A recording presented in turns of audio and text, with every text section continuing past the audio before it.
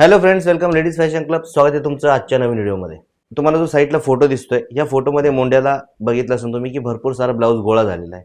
आणि अशा प्रकारचे भरपूर सारे फोटो मला आपल्या सबस्क्राईबनी पाठवलेले आहेत की दादा असा जो प्रॉब्लेम होतो याला काय करायला हवं.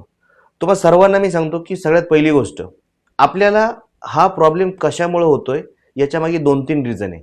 आणि ज्यावेळेस तुम्ही शिवलेल्या ब्लाऊजमध्ये कशामुळे हा प्रॉब्लेम झाला आहे ते जेव्हा तुमच्या लक्षात येतं त्यानंतरच तुम्हाला त्याच्यामध्ये सुधारणा करता येणार आहे.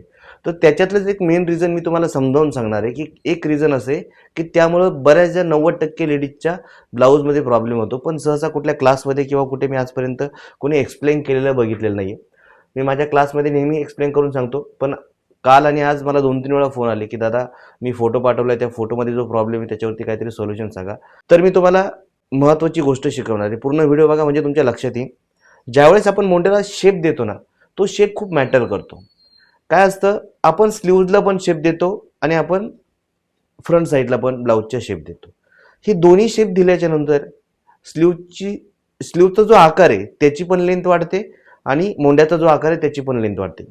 ज्यावेळेस आपण स्लीव जोडतो त्यावेळेस दोन्ही आकार मॅच झाले पाहिजे. मी तुम्हाला प्रॅक्टिकल कटिंग करून दाखवतो म्हणजे तुमच्या लक्षात येईल.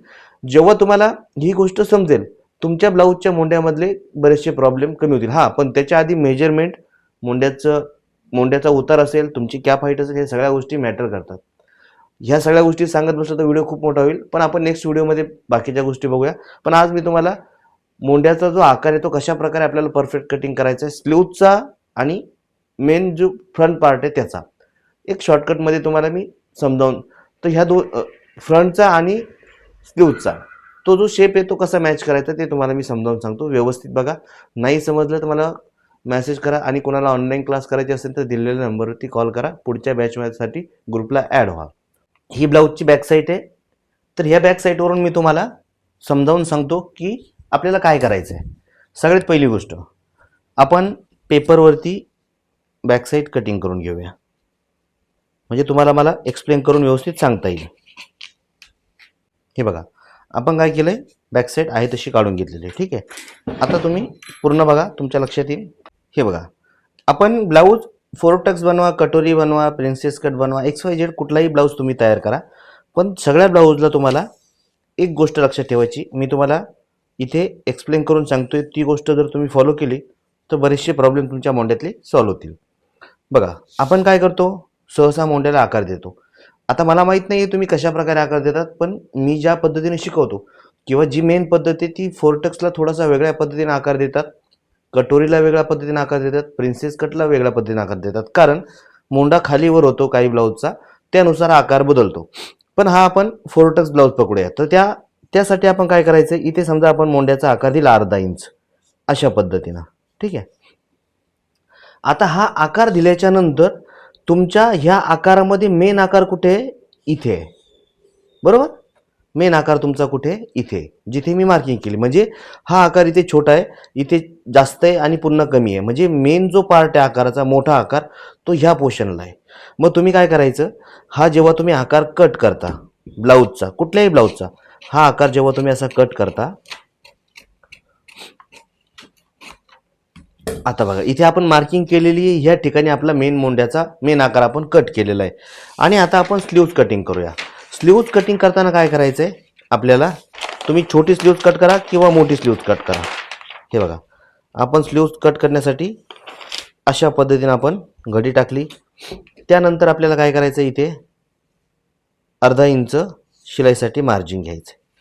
त्यानंतर आपल्या स्लीव्जची उंची असेल ती 4 असेल, 5 असेल, 6 असेल, आपण 5 इंच उंची पकडूया, अर्धा इंच मार्जिन. त्यानंतर आता छातीचं जे माप आहे ते आहे आपलं 34 इंच. तर 34 इंचाचा 10वा भाग, कॅप हाईटसाठी आपल्याला छातीचा 10वा भाग घ्यायचा आहे.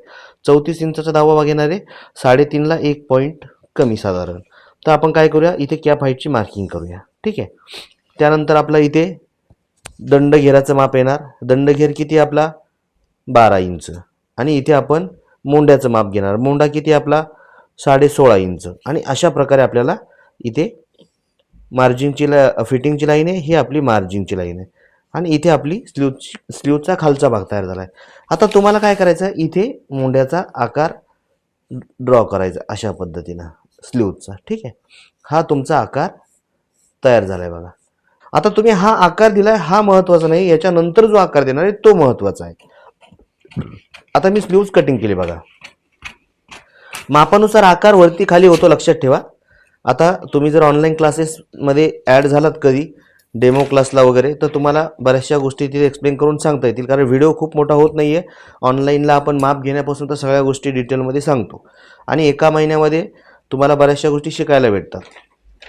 ज्यांना कोणाला डेमो क्लाससाठी ॲड व्हायचं असेल तर नंबर दिलेला आहे, मला कॉल करा आणि एकदा ग्रुपला ॲड झालात की तुम्हाला बऱ्याचशा गोष्टी माहिती होतील. ठीक आहे, हरकत नाही. आता आपण काय करूया, आता आपल्याला काय करायचं आहे, इथे आपल्याला फ्रंट साईडचा आकार ड्रॉ करायचा आहे. फ्रंट साईडचा आकार ड्रॉ करण्यासाठी अशा पद्धतीने तुम्ही आकार ड्रॉ करणार आहे बघा. हा तुमच्या फ्रंट साईडचा आकार आहे. ठीक आहे, आता आपण कैचीनं डायरेक्ट आकार करतो, पण पेनाने तुम्हाला मी आकार कटिंग करून दाखवलाय. आता ह्या आकाराला बघा, ह्या ठिकाणी काय आहे, मेन आकार आहे. म्हणजे हा जो आकार दिला हा इथून कमी आहे, इथे मोठा आकार आहे, पुन्हा इकडे कमी होत गेलाय. म्हणजे इथे जर तुम्ही बघितलं तर साधारण जसा फ्रंट साईडला इथे मोंड्याचा मेन आकार होता अर्धा इंच, तसा इथे तुम्ही अर्धा इंच आकार दिला. हे अर्धा इंच फिक्स नाहीये, ते सुद्धा मापानुसार थोडंफार चेंज होणार आहे, लक्षात घ्या. मग आपण हा आकार इथे अशा पद्धतीने दिला.